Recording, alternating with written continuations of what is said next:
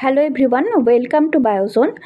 তো আজকে আমরা বায়োলজির সেল চ্যাপ্টার থেকে আরও 10টা ইম্পর্ট্যান্ট এমসিকিউ নিয়ে আলোচনা করব এবং এই এমসিকিউগুলো তোমাদের রেল বলো, এসএসসি বলো বা সেন্ট্রালের যে কোনো এক্সাম বা ওয়েস্ট বেঙ্গলের মিসলেনিয়াস বলো বা যে কোনো ওয়েস্ট বেঙ্গলের কম্পিটিটিভ এক্সামের জন্য খুবই হেল্পফুল হবে। তো চলো শুরু করি। প্রথম দেখো প্রশ্ন কি রয়েছে, which of the following is present in plant cell but absent in case of animal cell। মানে কি বলছে, এই নিচের অপশনগুলোর মধ্যে কোনটি প্লান্ট সেলের ক্ষেত্রে আমরা দেখতে পাই কিন্তু সেটি অ্যানিমাল সেলের ক্ষেত্রে অ্যাবসেন্ট থাকে। তো অপশনগুলো দেখো কি রয়েছে, এ হচ্ছে প্লাজমা মেমব্রেন। প্লাজমা মেমব্রেন মানে কি সেল মেমব্রেন, সেল মেমব্রেনেরই আরেকটা নাম প্লাজমা মেমব্রেন। বিতে রয়েছে দেখো নিউক্লিয়াস, সিতে রয়েছে সেল ওয়াল এবং ডিতে রয়েছে সাইটোপ্লাজম। এখানে আনসার হবে অপশন সি সেল ওয়াল। ওকে, এখানে আনসার হবে কি, আনসার কিন্তু হবে অপশন সি সেল ওয়াল। কেন হবে সেল ওয়াল? সেল ওয়াল হবে তার কারণ দেখো, প্লান্ট সেল বলো বা অ্যানিমাল সেল বলো, সব কটা সেলেই বা যে কোনো সেলেই আমরা জানি একটা সেলকে সেল হতে গেলে একটা প্লাজমা মেমব্রেন লাগে বা একটা সেল মেমব্রেন লাগে, তার ভেতর সাইটোপ্লাজম থাকতে হয়, তার ভেতর নিউক্লিয়াস থাকতে হয়, তাই তো। তো যে কোনো সেল বলতে গেলে এগুলো তার মধ্যে থাকতেই হয়, ঠিক আছে। কিন্তু সেল ওয়াল কিন্তু সব সেলে থাকে না, সেল ওয়াল অ্যানিমাল সেলে কিন্তু থাকে না, কিন্তু প্লান্ট সেলে সেল মেমব্রেন বা তার প্লাজমা মেমব্রেনের বাইরে আর একটা প্রোটেক্টিভ কভারিং থাকে, একটা রিজিড মানে শক্তপোক্ত বলতে পারো, দৃঢ় শক্ত প্রোটেকশনের জন্য সেল ওয়াল থাকে, যেটা সেল মেমব্রেনের বাইরে আর একটা কভারিং হিসাবে সেল ওয়াল থাকে, ঠিক আছে। তো চলো পরের প্রশ্নে যাওয়া যায়। দেখো কি বলছে, which of the following is found in prokaryotic sell. Option দেখো কি কি রয়েছে, মাইটোকন্ড্রিয়া, গলগি বডি, রাইবোসোম এবং লাইসোসোম। বলছে এগুলোর মধ্যে কোনটা প্রোক্যারিওটিক সেলে পাওয়া যায়। আচ্ছা, এখানে একটা জিনিস তোমাদের খেয়াল করতে হবে, প্রোক্যারিওটিক সেল আমরা কোন সেলকে বলি, সেই সেলগুলোকে আমরা প্রোক্যারিওটিক সেল বলি যে সেলগুলোর মধ্যে প্রপার নিউক্লিয়াস নেই, মানে প্রপার বলতে সুগঠিত নিউক্লিয়াস নেই, মানে নিউক্লিয়াসের চারদিকে যে এনভেলপ, নিউক্লিয়াসের চারিদিকে যেটা থাকে সেটা অ্যাবসেন্ট থাকে। এছাড়াও কোনো পর্দা ঘেরা কোষীয় অঙ্গাণু প্রোক্যারিওটিক সেলে থাকে না, ঠিক আছে। তাহলে প্রোক্যারিওটিক সেলের মেন দুটো বৈশিষ্ট্য হচ্ছে নিউক্লিয়াস সুগঠিত নয় এবং কোনো পর্দা ঘেরা কোষীয় অঙ্গাণু সেখানে থাকে না। এবার এখানে অপশানগুলোতে দেখো রয়েছে যেটা মাইটোকন্ড্রিয়া। মাইটোকন্ড্রিয়া কিন্তু দ্বি পর্দা বিশিষ্ট, মানে মাইটোকন্ড্রিয়ার চারপাশে ডবল মেমব্রেন থাকে, ঠিক আছে।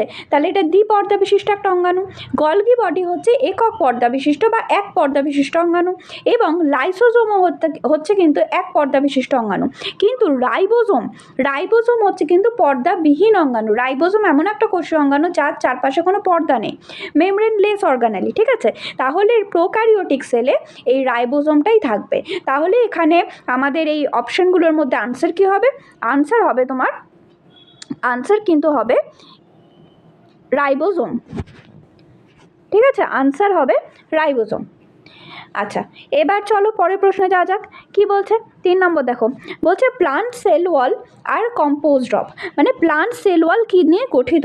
দেখো কি রয়েছে, অপশান এতে রয়েছে সেলুলোজ, অপশান বিতে রয়েছে পেকটিন, অপশান সিতে রয়েছে হেমিসেলুলোজ এবং ডিতে রয়েছে অল অফ দিস।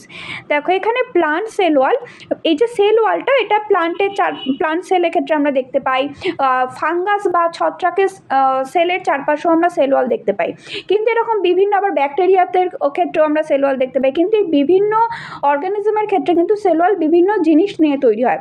তেমনই এখানে প্লান্ট সেল ওয়াল কিন্তু কম্পোজড অফ, এখানে সবগুলোই হবে। সেলুলোজ মেনলি থাকে, তোমার যদি অপশানেই হেমিসেলুলোজ বা পেকটিন না থাকে, শুধু সেলুলোজ থাকে, সেলুলোজটাই করবে, সেলুলোজটাই মেনলি থাকে। সেলুলোজের সাথেও এই হেমিসেলুলোজ, পেকটিন এগুলো কিন্তু প্লান্ট সেল ওয়ালে দেখা যায়, ঠিক আছে। তাহলে এখানে আনসার কি হবে, এখানে আনসার কিন্তু হবে অল অফ দিস।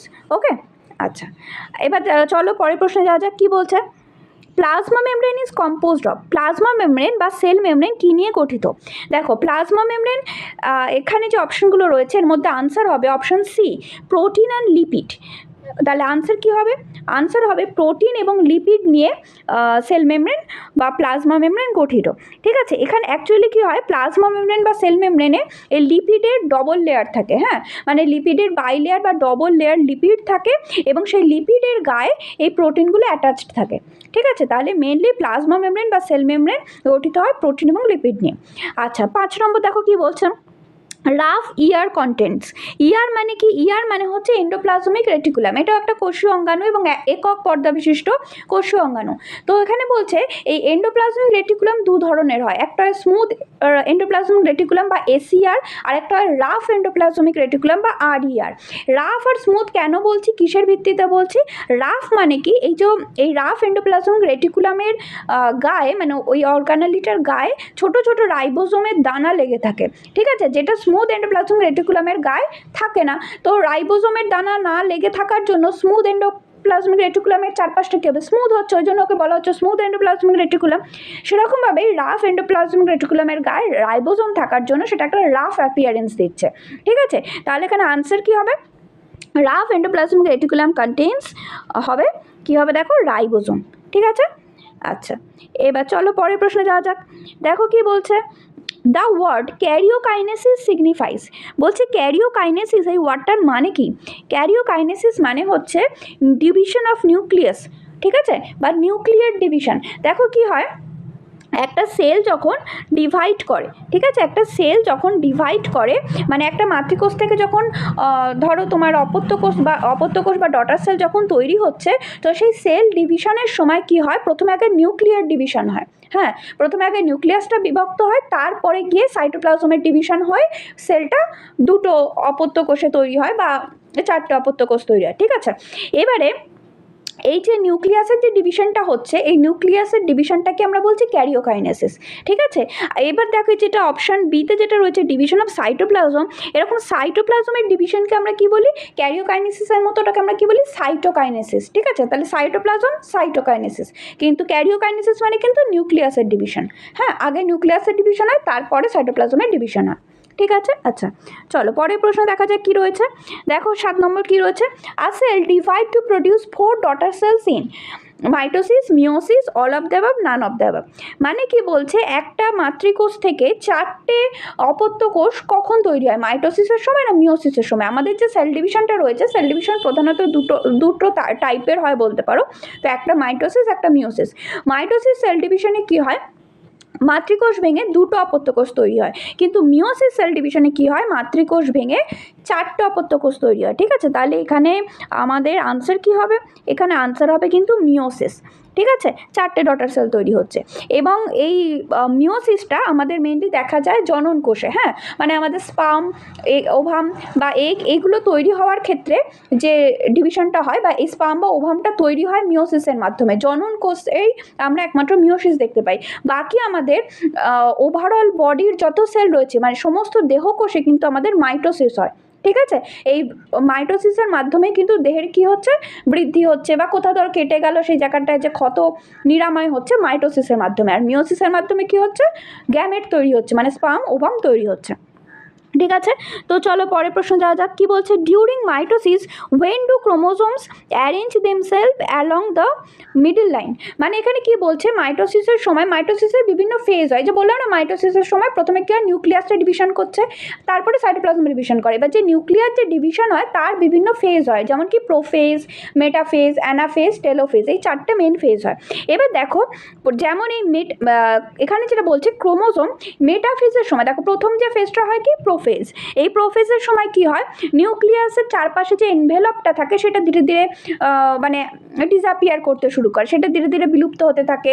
তারপরে কি হয়? ক্রোমোজোমগুলো, মানে ক্রোমাটিন বলে ওটাকে, ক্রোমাটিনগুলো কনডেন্স হয়ে ক্রোমোজোম হিসাবে দৃশ্যমান হয়, ঠিক আছে, ভালো দেখা যায়। এরপরের যে স্টেজটা রয়েছে মেটাফেজ, সেই মেটাফেজে কি হয়? এই ক্রোমোজোমগুলো সেলের একদম মিডল লাইন বরাবর বা সেন্টার বরাবর সুন্দরভাবে সজ্জিত হয়ে থাকে।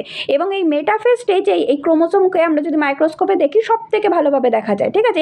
এই প্রশ্নটাও আসে কিন্তু, যে কোন ফেজে ক্রোমোজোমকে সব থেকে ভালোভাবে দেখা যায় মাইক্রোস্কোপে, সেটাও কিন্তু আনসার হবে মেটাফেজ।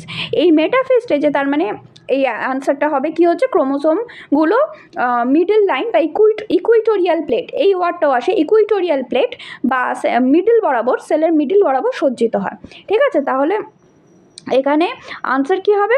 এখানে আনসার হবে মেটাফেজ, ঠিক আছে। আচ্ছা, চলো পরেরটায় যাওয়া যাক। কী রয়েছে দেখো, which of the following cell organelles have their own DNA. দেখো আমরা জানি সেলের যে নিউক্লিয়াস থাকে, নিউক্লিয়াসের মধ্যে আমরা জানি ডিএনএ থাকে, কিন্তু এরকমও কিছু অর্গানেলি আছে যাদের মধ্যে তাদের নিজস্ব ডিএনএ থাকে, মানে নিউক্লিয়াসের ডিএনএ তো আছেই, তাছাড়াও তাদের নিজস্ব ডিএনএ থাকে।